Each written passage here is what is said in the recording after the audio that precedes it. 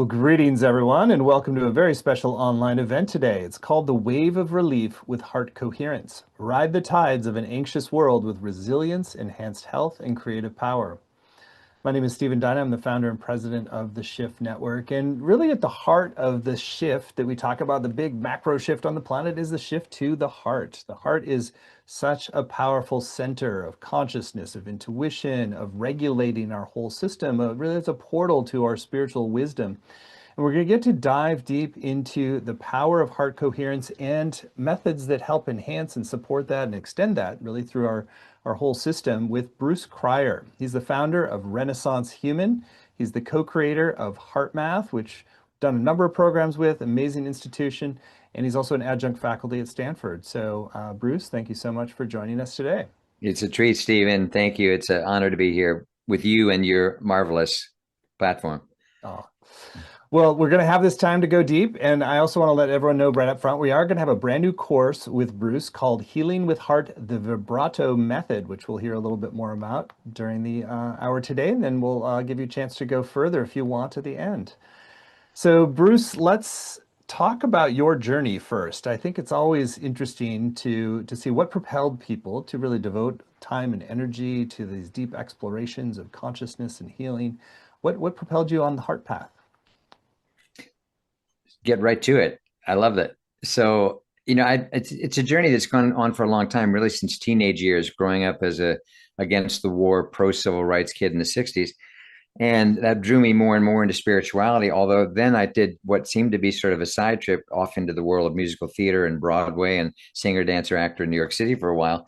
But there was a through line of a devotion to not only my own spiritual growth, but helping educate, inspire, entertain others. And so that's when kind of the journey began. And as time went on, I found myself sort of trying to be a man of the heart without really knowing what that meant. But at one point, about 35, 36 years ago, I said that out loud. I'm a man of the heart. That's why I'm here. I'm a man on the path of love, having no real idea of what I was saying. I mean, I knew my intention. I It's a knew my good heart was in the right. invocation. You can't go wrong with being a man of the heart. That was kind of that was kind of my opinion at the time. Yeah. So all roads in me, and this had to do a lot of my upbringing too. My parents were pacifists during the Second World War, and they were very socially conscious people when it wasn't as in vogue, so to speak.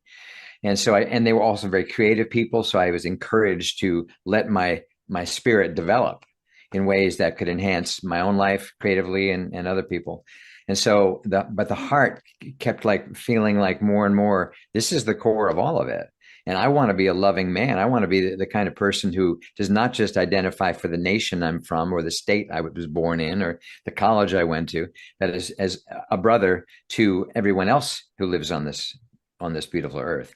And so the heart felt to me like, where will we ever unite or at least have genuine respect and kindness for each other if it's not through the heart?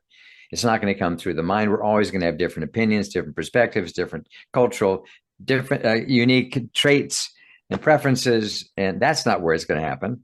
We can't all be the same religion and suddenly we're going to be uniting. That's not a thing. But it can happen in the heart, the genuine care and compassion from the heart that we can feel for another person, regardless of who they are, what they are, age, gender, ethnicity, anything. So that was the kind of an aha for me, I think, was that the heart is the great unifier. If we can unify, this would be the place. Well, I mean, I think you're living proof that we can. We just need to do it at scale now. So Well, let's yeah. talk a little bit about the benefits that I mean you've involved with co-creating heart math. There's so much great science now on that's supporting a lot what the mystics have said for ages. But let's talk about it from physiological benefits to what are the other things that like this more heart coherent, heart intelligent way of being, what does it shift in our body, mind, and soul? Well, the term heart coherence, for those who are hearing it for the first time or have heard it but not really studied it, is an actual physiological measure. It's not just metaphorical. It's not just, oh, that sounds good. I want to be coherent in my heart. Heart math were the first ones that I'm aware of that figured out that we could learn how to put our heart into an actually verifiable coherent state in how it's beating, the beating patterns. And the essence of that was that we learned that whenever we're in any kind of stressful state, it could be frustration, feeling overwhelmed, feeling just the constant uncertainty that to me is the worst case of uncertainty I've ever seen in my lifetime. Is there anything certain? You and I seem to be here. I think so. I don't think you're AI, David, Stephen, but I called you David.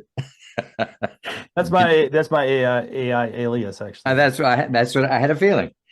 So there's so much uncertainty. So what we learned 30 plus years ago was that every human being, when you're feeling frustrated, anxious, worried, angry, any of those garden variety stressful emotions, the heart pattern is chaotic.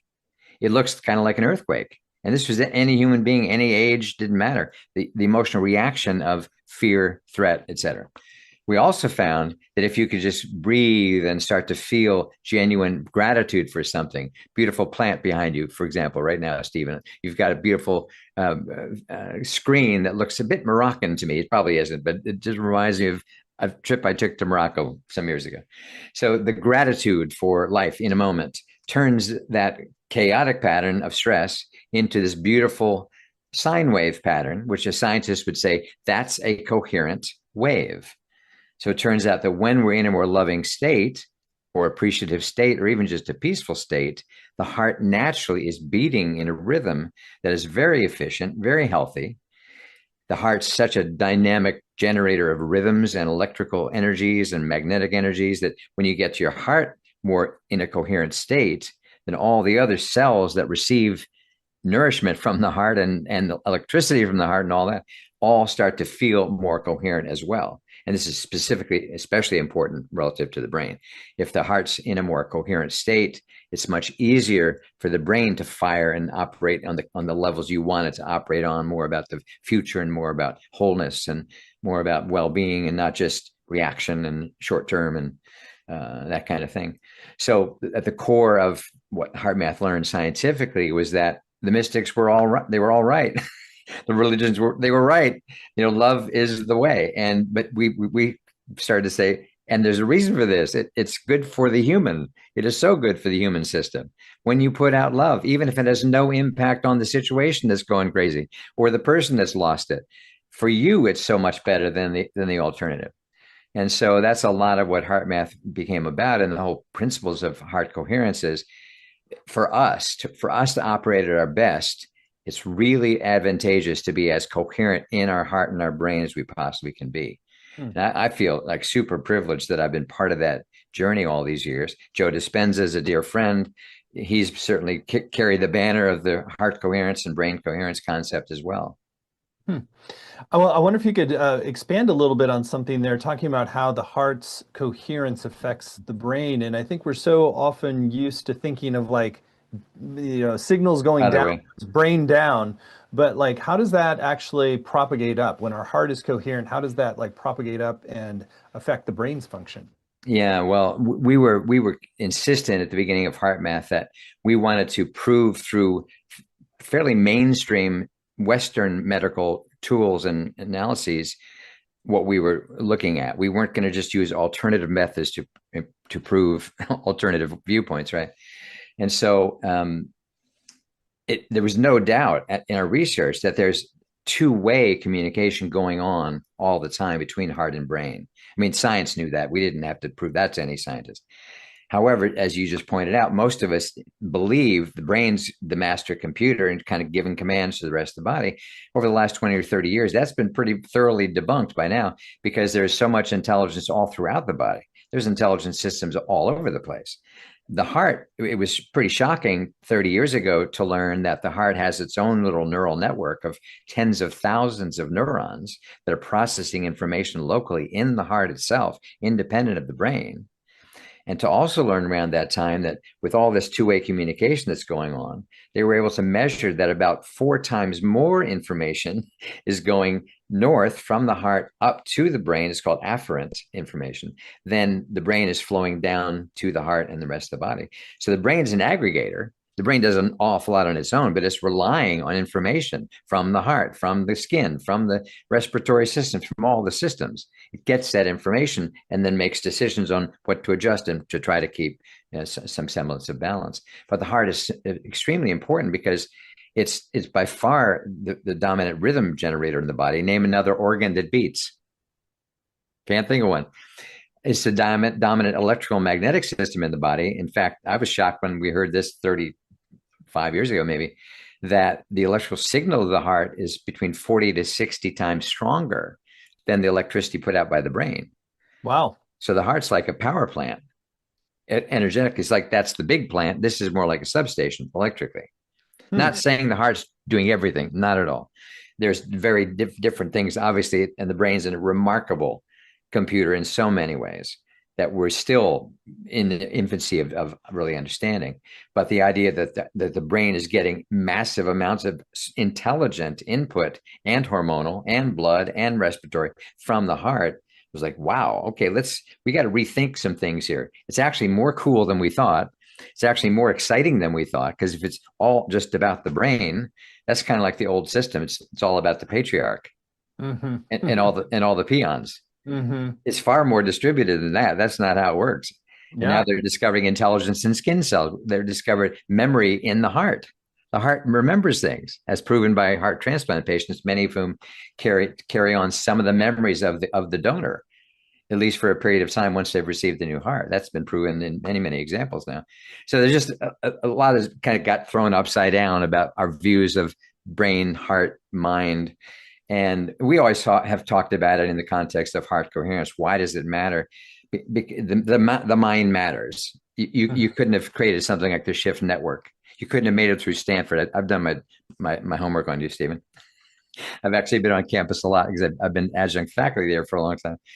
But uh, we couldn't do any of these things to get through life without a strong mind. But if the heart and the mind together are not working together as a team, if the mind's operating without the benefit of your heart, your compassion, your kindness, your generosity, good luck. You might have some awesome results for a quarter or two or a year or two, but is it going to be sustainable? Probably not, Mm. because you're not putting the people first. You're not caring enough about your customers. So we were That's always talking about this is about a joint venture. This is not just about get rid of the head. It's all about the heart. The heart's way more than we thought, but you still need your head. You still need your mind. mm. Those are really so well described, and it's interesting to think about like so much of our functioning being upstream. The heart is upstream from a lot of our cognitive processing, and how well we can do that is really contingent upon all these other factors of how coherent our heart is. Really beautiful. Let's talk a little bit about anxiety and stress. It's been chronic lately. I mean, I think there's a certain amount of it is politically motivated. There's ecosystem motivations. There's just kind of the pace of modern life and the amount of input, it seems like, too. It's just the throughput of communication and social media and, just the complexity of modern life. It just seems like there's been a steady increase in overall anxiety in our culture. So let's talk a little bit about how you've learned to work with the heart in terms of managing anxiety so it becomes like you can really dispel it, improve your emotional state sort of at will. Well, first of all, I would heartily agree with your statement that there seems to be more anxiety and uncertainty than ever. Ironically, right after HeartMath started, I think it was 1992, the World Health Organization declared stress a global epidemic. That was Hmm. 33 years ago.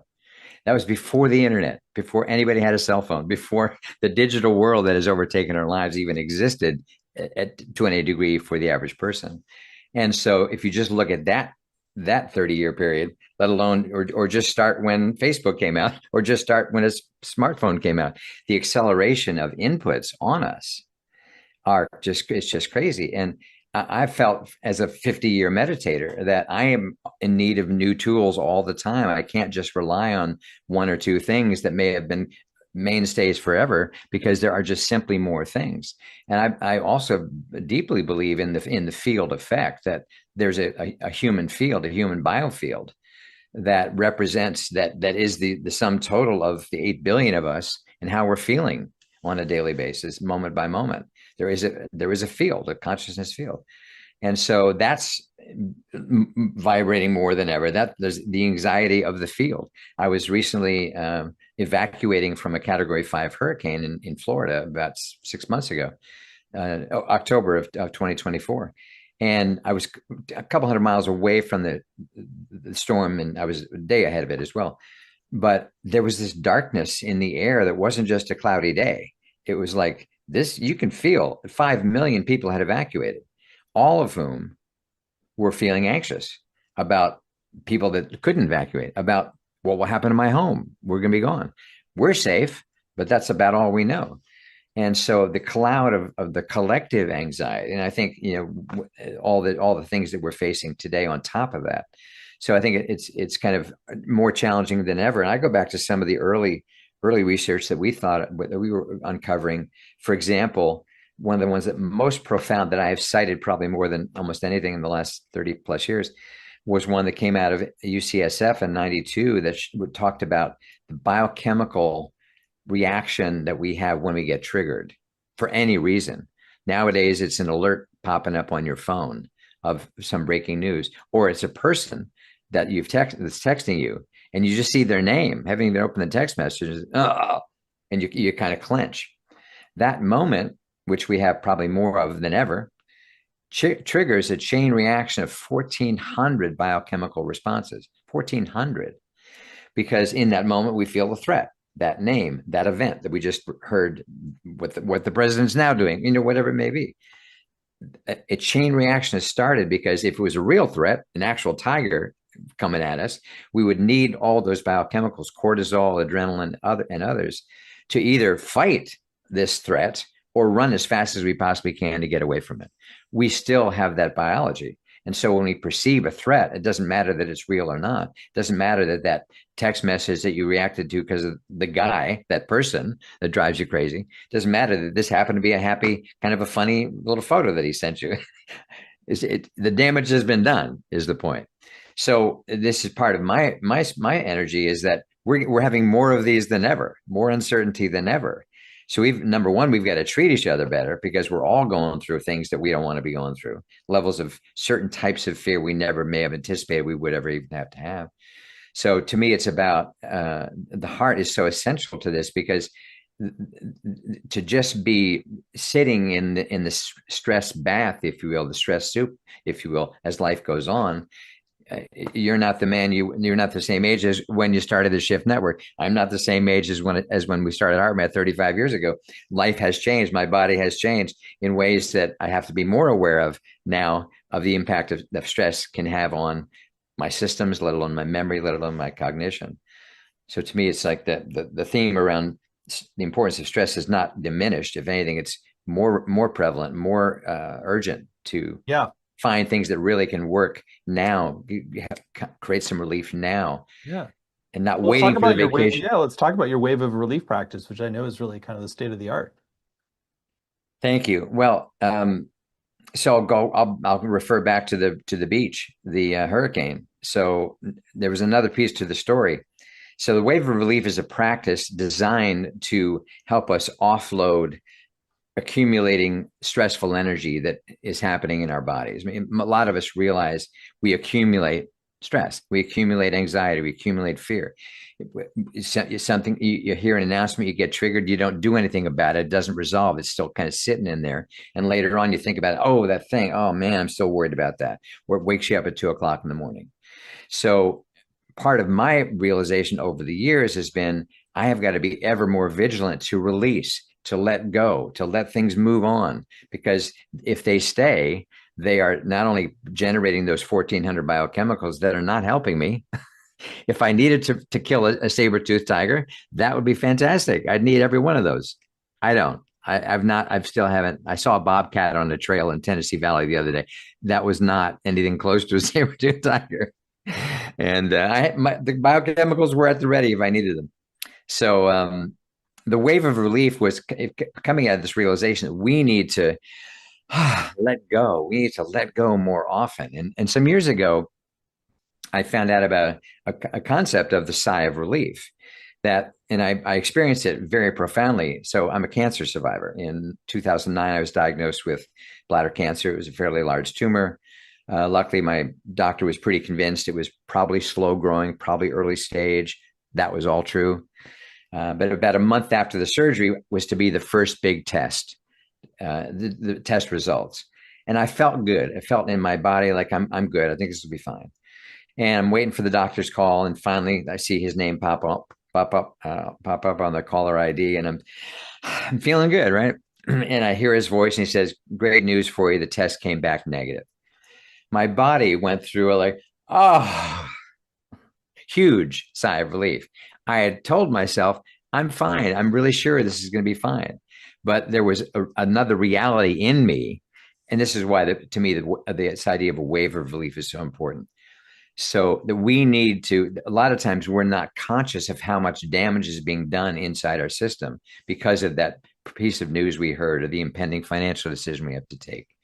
And so, my opinion in this wave of relief tool is to give a simple, very pleasant feeling way to release as the day goes, to release energy that otherwise is going to accumulate in us. Back in the days of hunter gatherers, the dangers were life and death. You fought the demon or the animal or the beast or whatever, and you killed it. You came back to the tribe and you celebrated. So the fear and all the stress was gone because it was the victory and the celebration. Today, we have all these stresses and no opportunity to kind of flip the script and turn into something, turn it around into something else. So the wave of relief is a chance to let go. And so the science of this is that our bodies have a mechanism to release every several minutes. The sigh of relief is a natural instinct. Think about athletes right now. Think about Steph Curry at the line. We're Bay Area guys. We like guys like Steph Curry. He's about to shoot the free throw. Probably going to do a sigh of relief right before taking the shot. A baseball player in the batter's box before that makes the swing.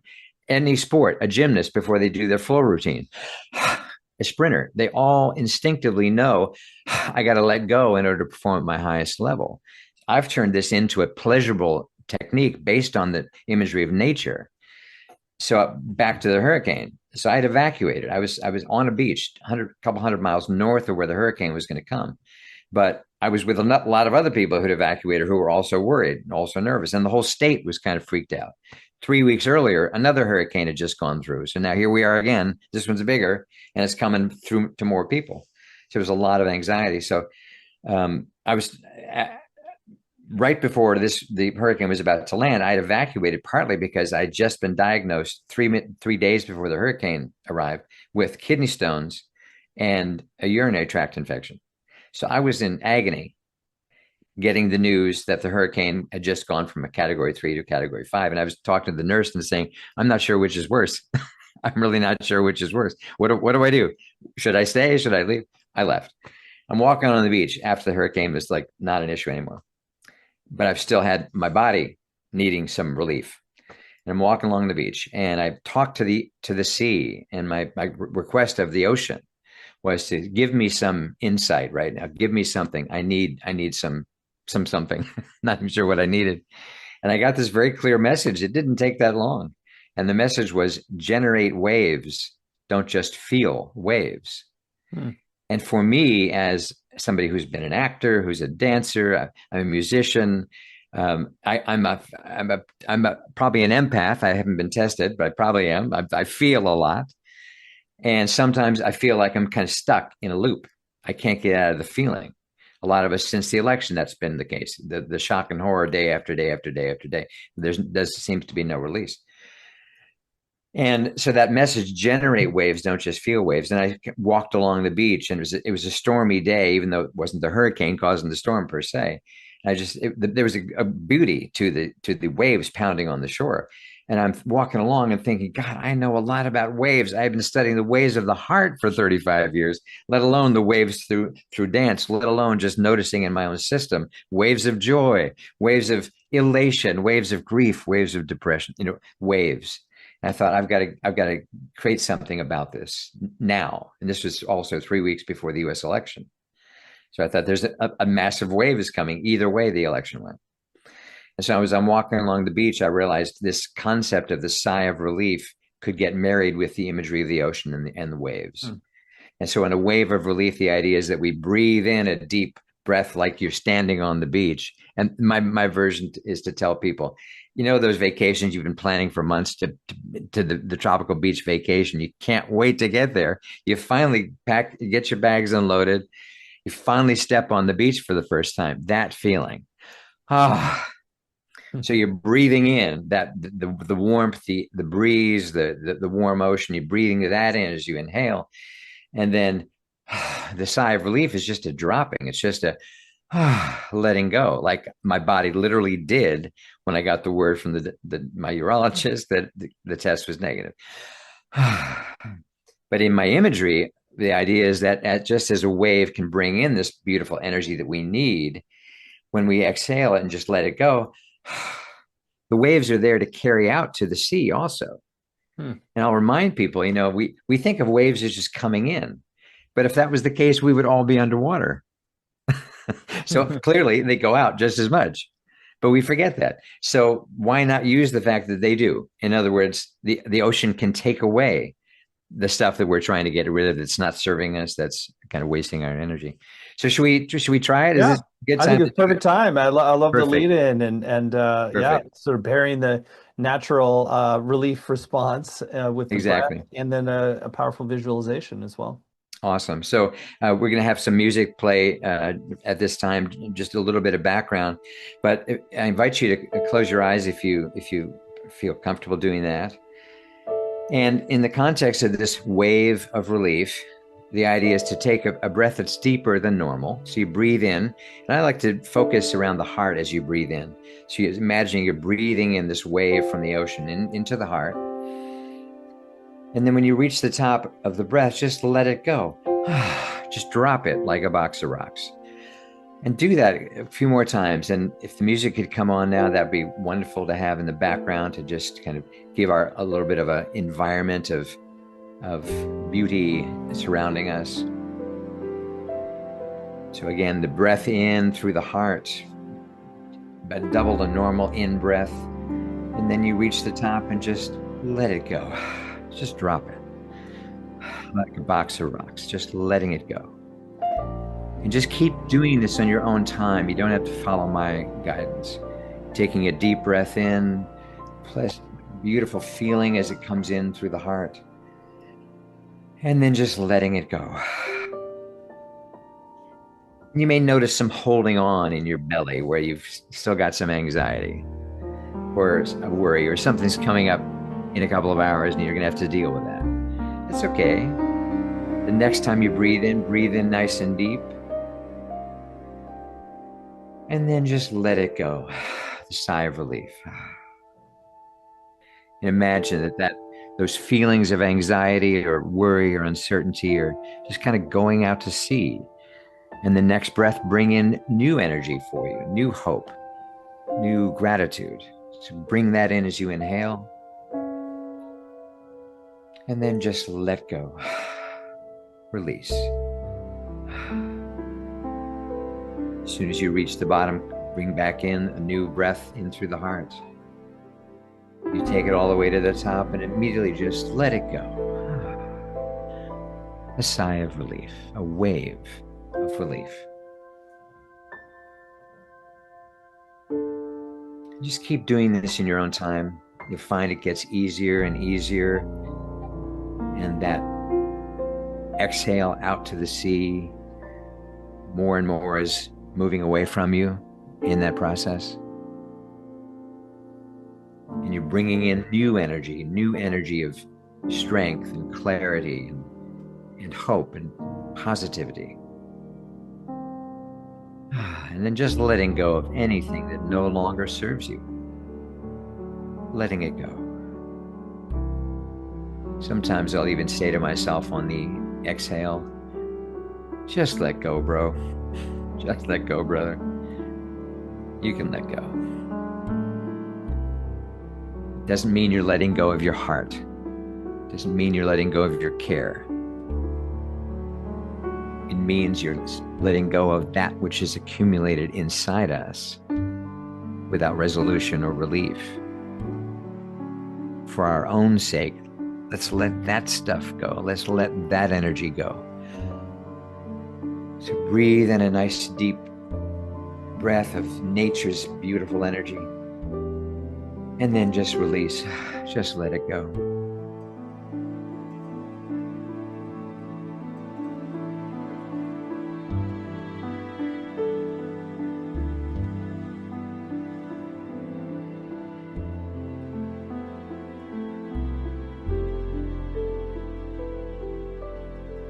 There's a beautiful synergy that can happen in our deepening breath, between our breath and our heart. The heart's happy when the breath is deep.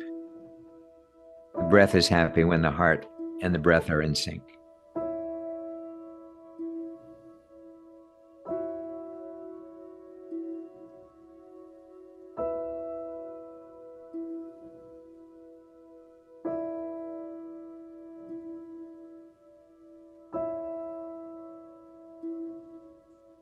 And part of the beauty of this practice is it's literally available any conscious moment of the day or night.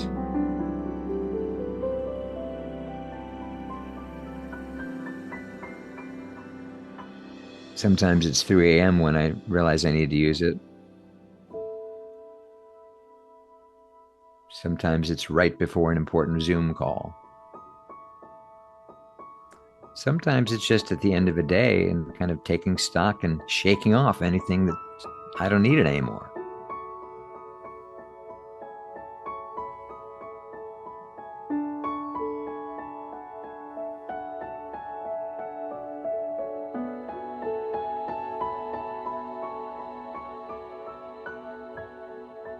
Now you can just allow the breath to be even. You don't need to focus on the letting go part of that wave of relief.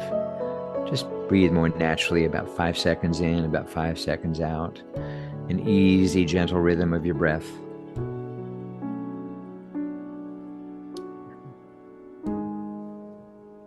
Your breath is one of the best friends you could possibly imagine.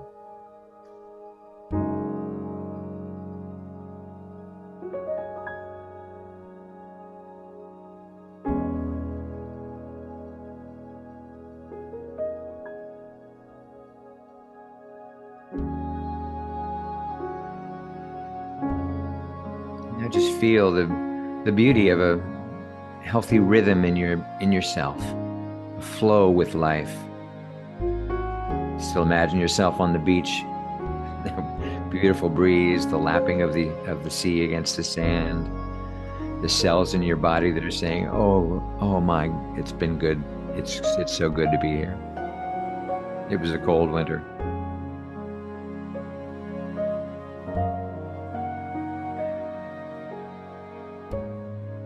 The wave of relief, using the rhythms of nature, the rhythms of our breath, to regularly release what is otherwise accumulating in us. Not because we're bad, not because we're unspiritual, not because we're stupid, simply because we are human and we feel.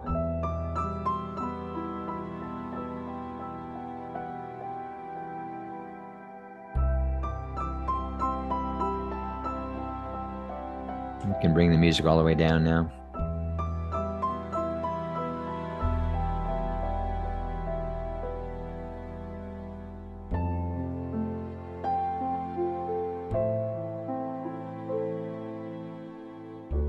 So I invite you just to notice how you feel right now. Feel any lighter? Any more peaceful? Feel something released inside that you were hanging on to? Maybe you didn't even realize you were hanging on to it?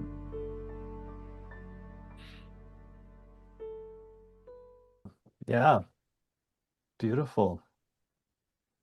Thank you for that. My pleasure. I feel like it's kind of my mission to get this idea out there. I didn't Mhm. invent it. I didn't invent it. Mhm. The sigh of relief is designed into us. Yeah, Very smart divine intelligence figured out us humans, we're going to need to release on a regular basis, or we will otherwise accumulate and to our detriment, right? yeah. It's we evolved that response for a reason. It's interesting. There's a lot of different things in the somatic field that like pendiculation. It's like things that animals do and our body instinctively do. There's a deeper wisdom in it, and so Exactly. pair that with the latest science and people to use our skills of our mind to kind of reorient and come into the heart like that. That's really beautiful. It's just whenever during the day. How often do you find you do a wave of relief during the day at this point? It's pretty episodic. I mean, it's multiple times. I haven't counted. I will say that when we were first developing heart math and this idea of breathing in a steady rhythm in and out through the heart, this was back when Casio watches were the cool tech device. I'm really dating myself with Hmm. this kind of, like, oh my God, you got a watch and it beeps. That's incredible. That's like unbelievable. I need to have one. So I got one.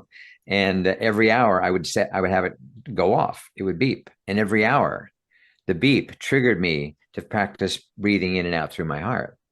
So the idea of the breath and my heart being a unifying force to help me center myself at least has been with me for a very long time. It was really in a series of very challenging things that happened over several years, including getting COVID. The first time I had COVID, I used this wave of relief, and my body was high fever, intense. I'd fallen asleep after getting diagnosed. I had a good night's sleep, so called, except I felt completely exhausted when I woke up the next morning. And I thought to myself, there's no way I'm healing. My body is fighting what's going on. And I've got to get release some of this. And I had just been introduced to this idea of a sigh of relief. I hadn't yet done my version of wave of relief. And I just lay there in my bed with the symptoms very powerful. And I just lay there and doing that same practice I invited you to do, breathing in deeper than normal and just letting go.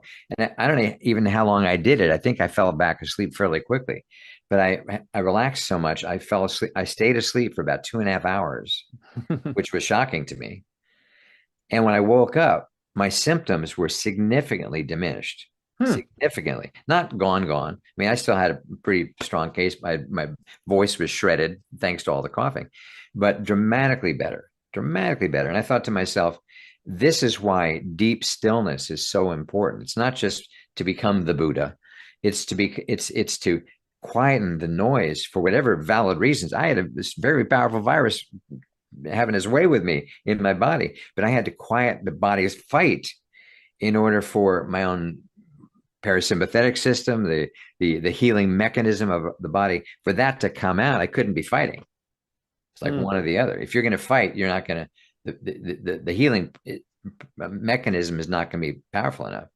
So I thought, okay, let me see. And I had no idea I would fall asleep for 2.5 hours or that I would wake up that much diminished in terms of symptoms, but it happened. Hmm. And I kind of never forgot but the testimony is not to the technique, although that's what triggered it. The testimony is to the power of our own healing capacity when we can be deep enough in our heart and really quieten the noise that's going on in there. That's when the healing capacity can really do what it's designed to do, which is why sleep is so important. But a lot of us have fitful sleep, so we're not getting to that depth so that it's really restoring us like sleep's designed to do. We're not really repairing and recovering in our 6 or 8 or 10 hours. We're Hmm. prone. We're in the right position, but not in the right state usually. So much wisdom in what you're sharing. One area that we haven't really focused on as much is creativity. And I know that this heart-centered, heart-coherent practices can really unleash both our everyday human creativity as well as access to higher dimensions of ourselves. And I wonder if you can share a little bit more about that aspect of these practices. Yeah, absolutely. Well, and this is very much part of my journey was, I'm a cancer survivor. I had staph infections in my blood. So I was hospitalized twice, once for the surgery for the cancer, a few months later for the staph that was floating around in my blood. And so this was non-trivial, and obviously survived all that, coming up on 16 years cancer free, 15 years staph infection free. I wasn't out of the woods yet, though. My hips were getting worse and worse and worse, and a year and a half later had to get both hips replaced right after my mother passed away. And so this was a 2 year period, and my marriage was ending, a 2 year period of a lot of significant issues going on. And I decided I was still CEO. I'd been CEO of HeartMath for 11 years at that point. And I was during this whole kind of scary health journey, I was still traveling almost 100,000 miles a year to help clients and teach workshops, et cetera. And but in the aftermath of that, I decided to step down as CEO. I survived everything. I had got two new titanium hips. I found not only could I walk and hike without pain, I could dance again. I was like, what? You can dance again? That's it. I never dreamed I would do that. So there's this creative energy kind of unleashing itself inside of me. And I was wanting to sing and to dance and do photography and just be alive again.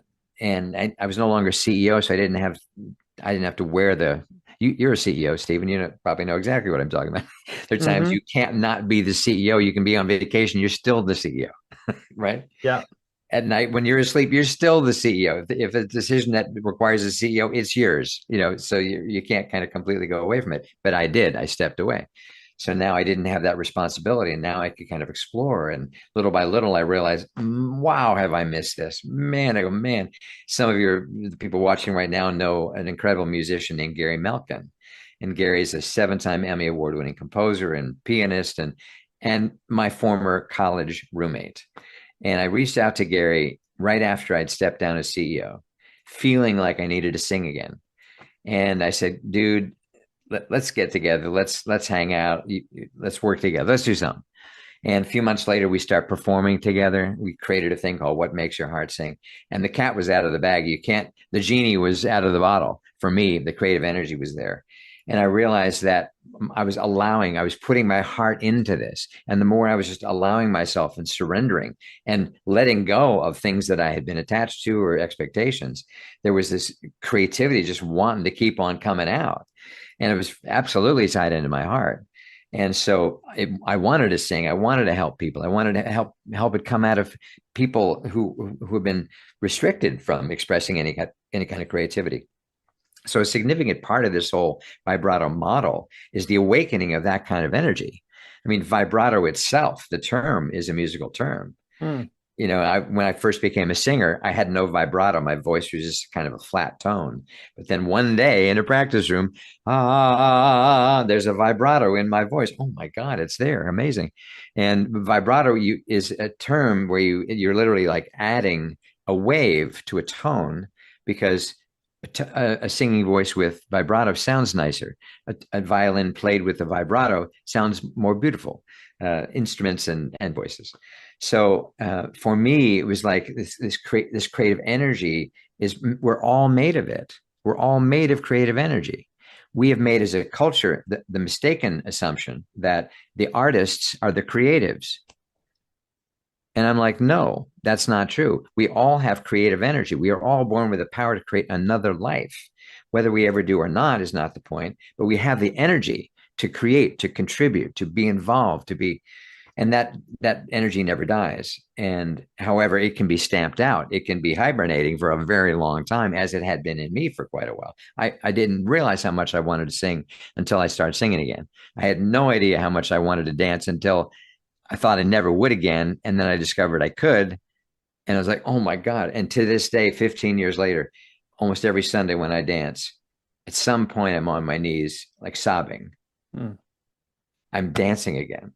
Hmm. So I've built into this whole process, and we're going to be doing some movement every single session because I believe that part of the antidote to the incredible uncertainty and stress of modern life is movement. Many of us are way too sedentary. And when we're stuck in our physical body, we're stuck in our mind, we're stuck in our emotions, we can't figure out. And sometimes you just need to open the door and walk outside or skip or dance, put on a piece of music that you love and make sure nobody else is around so you can act stupid, you know, and do it. And so in the context of a class, Zoom is a great way to get people dancing because I will tell you if you guys decide to join, turn off your camera. This is not about performing. This is about you having an experience that your moving around can free up energy that otherwise is going to be stuck in you. So we're Great. going to do that every single class. Well, let's formally shift over to talking more about the course, since this is an amazing opportunity to take the heart intelligence that you've gotten from heart math, and then all of the theatrical and creative and movement skills, and to learn this vibrato method, which is a really powerful way to combine the best of these worlds. So we're blessed that Bruce is teaching this brand new program for Shift. It's called Healing with Heart, the Vibrato Method. Heart coherence tools to ride the waves of life with calm resilience and your vital creative spark. You can find it at the URL Coherence with Vibrato, and the vibrato is Vybrato, coherencewithvibrato.com. It's a 7-week program. There's no prerequisites for this, and it's really an opportunity to explore, deepen, heal, activate new potentials in your life. And Bruce, I'd love for you to share in your own words about some of your intentions for this program, and then we can take a tour of the modules. Thank you. Thank you. Well, back to that day on the beach when the ocean said, generate waves, don't just feel waves. And I knew that was a personal message for me. And I felt that we are at a stage in humanity that we clearly are at a huge, massive inflection point on so many levels. And we all need help. We all need ways to relieve our stress and to rise up in the capacities we really do have, many of which have been restricted or pushed down or we've denied them or whatever. And so my intention is to reawaken that spirit of uniqueness, of creativity, of power, to realize that there are so many ways we actually can feel better every day on our own, independent of the 24-hour news cycle, independent of what they're trying to do to Medicare. I mean, you pick a topic.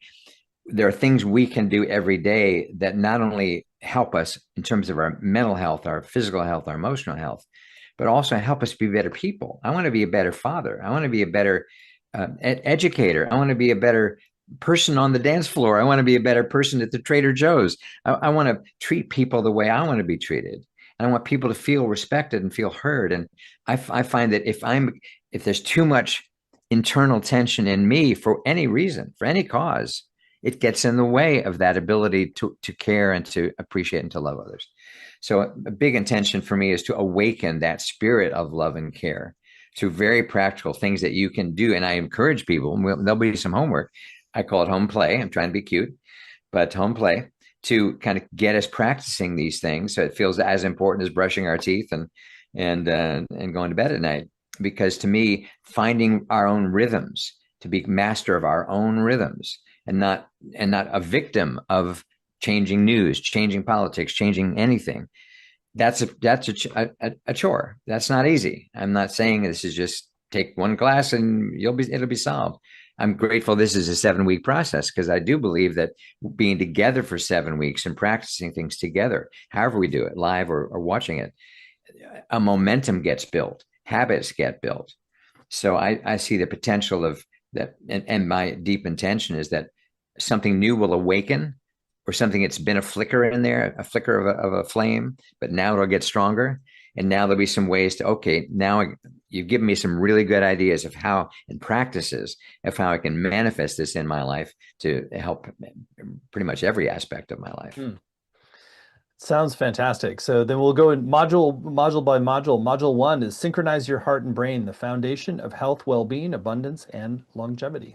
It starts with the heart. It always will, in my opinion. And maybe at some point in the future, I'll change that opinion, but I don't think so.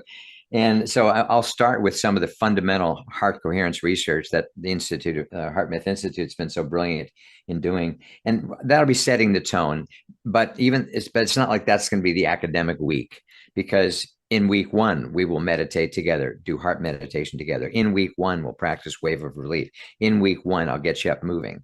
So with your camera turned off, so you have to you can be spontaneous, but it will be kind of establishing this foundation of the heart being a source of intelligence, of power, of wisdom, how it needs to work with the breath, with the brain, and build that conceptual model as well as learning practices already in the first week. Module 2, your creativity superpower activated and unleashed. Yeah, I love the name. So when I was first developing some content around creativity for your alma mater, Stanford University, back in 2017, I developed a 5 catalyst model and looking at, well, how did I get my own mojo back? Because it had been a long time without singing, dancing, or feeling creative. And then all of a sudden it changed. And several years later, I do an album with the Brothers Corin. But meanwhile, I've kind of taken a look, well, what did I actually do? and I was being very mindful, but with my heart. So the first catalyst is called mindfulness with heart. And then there's a whole second catalyst just about movement. Because in my opinion, if we want to be creative in any area, you got to be moving. Doesn't mean you have to dance. If you just hate dancing, if you're ever scarred about dancing, that's cool. But I need you to move. You're meant to move. So that's the second module. And so the five catalysts, which include nature, artistic expression, and playfulness, are all aspects that we'll explore in the second week as kind of fodder for the next several weeks afterwards. So the unfolding of our own creative energy that we're born with, every one of us has it. Some of us have public gifts, so the world thinks we're the creative ones, but not true. Single moms with 3 jobs and 3 kids, some of the most creative people in the world. Module 3, waves of relief. You got to feel it to heal it. Yeah, exactly. So we'll get deeper into this. By the third week, you'll have been practicing this a lot, but now it's fun to kind of start to see, okay, once I've released a certain feeling that I've had in me, what do I want to replace it with? And I definitely believe that so many of the things that keep tripping us up, we have to feel it first in order to move it out and then replace it with something that's going to work better for us in the long run. And which moves us into module 4, where now it's thinking a lot. It's called releasing tension and building meaningful connection. So this theme is not quitting. This wave of relief is going to be with us every week. It's not like you're going to get it down after 1 week and then it'll be over. No, life will keep providing us plenty of opportunities. Use that thing, get that wave going. But also, in week number 5, this is week number 4 rather, is the connection building process. The first 3 weeks has been very much about ourselves. But week 4 is now, okay, what about this network of friends, family members, coworkers, neighbors? Where can I be building more meaningful connection? Because we know from the science now, the blue zones where there's higher concentrations of centenarians, social connection is always like the number one. So that's a lot of module 4. Module 5, the future you, creating the hologram you can step into. Yeah, so this is not just about recovering and resetting so we can kind of stay stuck in the stress soup but be feeling better about it. This is really about creating future you. And I have a newsletter I call Future You, because to me, many of us have kind of given up on a future version of ourselves. We had it when we were young. We had certain dreams, certain visions, but then life set in. Reality set in, and we kind of gave up on certain things. And I don't just mean dreams of, always wanted to be a rock star. Well, at this point in my career, probably I won't be that. And I'm really fine with that. I'm not talking about that level of it. I'm talking about the kind of life we really want to have, the kind of life that we can kind of start to pull in from the future. So week 5, having kind of built this whole foundation, hopefully, of these practices, we're releasing negative buildup of energy much, much quicker. We're doing gratitude meditations each week to become much more aware of the things that are going well in our life, the important relationships in our life. I'm literally sitting in front of a screen of brand new bamboo. It's right outside my window. It's beautiful. 6 weeks ago, there was nothing there. They'd cut it completely down, and now it's all grown back up. It's stunning. So having appreciation and gratitude is part of the building of the future version of ourselves that we're wanting. So that's what week 5 is especially about. Module 6, adopting a coherence mindset. So when this whole idea of coherence came out, it was about physiology, about the heart and about the brain. And now the term coherence has become very normalized. I mean, people are talking about coherence in business context. I wrote a book called From Chaos to Coherence, The Power to Change Performance, all about how we apply coherence inside organizational settings. So part of my insight was that we need to have a mindset of coherence. If coherence is as kind of life-changing physiologically and emotionally as it is, what if we start looking at life in general through the lens of, like, you're a CEO, I was CEO. 3 years while I was there, we tried to, the whole time we were there, we were looking to constantly build a more coherent organization. That meant more coherent communication. That meant more coherent strategy. That meant more coherent relationships with customers. That meant more coherent policies around HR and benefits and all that kind of thing. So coherence as a mindset, not just as a personal practice to get yourself coherent so you're healthier and make better decisions. So we'll be thinking about kind of all the facets of one's life and applying this and kind of noticing, well, where do I feel tension? That's where there's incoherence. Hmm. And finally, module 7, the coherent integration of you. Well, we'll have been going through this coherent journey for 6 weeks. This will be the seventh week, right? And we've been doing a lot of wave of relieving, and been doing a lot of gratitude meditation, a lot of movement, and this is the time to kind of pull it all together and like kind of take stock of what has changed. What do we want to make sure we're moving forward with? Creating a plan for ourselves of what are the key things that we absolutely want to keep on practicing. Because, in this kind of work, and again, I love the fact that we've got 7 weeks, so we can deeply explore these things in practice. And some weeks people have questions that, that thing you asked us to do, I didn't get it. It didn't work for me. Cool. Let's talk about it. So now is the chance to really kind of commit to the things that are especially meaningful, not just in our own personal practice, but in terms of our relationships, the attitudes we may need to change towards someone else or towards ourselves. So this is the celebration week.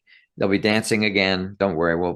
I will not dance. Every week we dance. Well, your passion is very infectious, and it's really clear, Bruce, just how much this has lit up your own life. So it's going to be a Exactly. blessing for everybody who joins you, I can tell. So again, the URL for this program is coherencewithvibrato.com, Vybrato, coherencewithvibrato.com. So in addition to the 7 90-minute live sessions, which are a great time to ask your questions live and engage in interactive practices, you're also going to have recordings of every session, both video and audio. It's super helpful to be able to go back and do practices again and really ink these powerful insights and practices into your life. You also have word-for-word transcripts to work with, study, and highlight. There's weekly practices for home, Facebook community to create community around this work and really deepen your experience, as well as small group time to connect with other participants. And on the page, you'll also see there are a number of extra bonuses. There's a video teaching from Bruce with Dave Markowitz, another teacher in our empath area for Shift. You want to say anything about that particular bonus? Yeah, I do actually. Dave is a marvelous man. We just met a few weeks ago with this idea to do a bonus talk together. And while we come from very different backgrounds, he's a therapist and I'm not. And I've got the old musical theater and the heart math background. But we were so in sync in our views, but we have a different way of languaging the same core ideas. So I thoroughly enjoyed that hour conversation we had. And I think people taking this course will learn a lot from Dave because he has a unique perspective from all the work he has done around, especially people who are empathic and struggle as I feel I do sometimes, and I suspect you do too, Stephen. You struggle because we are sensitive, and that's a good thing. Every now and then I'll say to God, "Can we? I love the sensitivity turned high on all the positive stuff. Can we turn down the volume on the sensitivity a little bit when it comes to the horror and the suffering?"